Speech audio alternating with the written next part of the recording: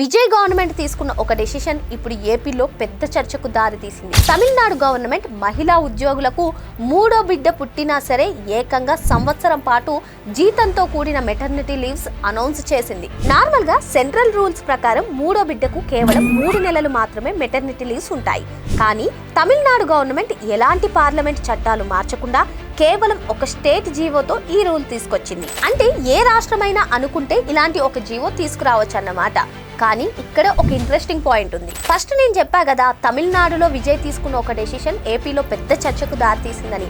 అది ఏంటంటే, రీసెంట్ గా AP CM Chandrababu Naidu south low birth rate తగ్గిపోతుంది, ఎక్కువ మంది పిల్లల్ని కనండి అన్నప్పుడు కొందరు తెగ ట్రోల్ చేశారు, కామెడీ చేశారు కూడా. కానీ సీన్ కట్ చేస్తే విజయ్ గెలిచింది మా వల్లే అని చెప్పుకున్న అదే నేతలు ఇప్పుడు ఏం ఆన్సర్ చెప్తారు? ఎందుకంటే చంద్రబాబు ఆందోళన చెందుతుంది south states low birth rate భారీగా తగ్గిపోతుందని. ఇక్కడ విజయ్ చూసుకున్నట్లయితే ఏకంగా సంవత్సరం పాటు మహిళా ఉద్యోగులకు మెటర్నిటీ లీవ్స్ ఇచ్చింది, బర్త్ రేట్ తగ్గిపోతుందనే కదా. మరి ఇప్పుడు ఆ నేతలు ఏం ఆన్సర్ చెప్తారు? మరి చంద్రబాబుపై కామెంట్ చేసిన వాళ్ళు విజయ్ తీసుకున్న డెసిషన్ పై కామెంట్ చేయగలుగుతారా అని కొందరు అంటున్నారు. మరి ఆ నేతలు ఇప్పుడు రెస్పాండ్ అవుతారనుకుంటున్నారా? మీరేమనుకుంటున్నారు? కామెంట్ చేసేయండి.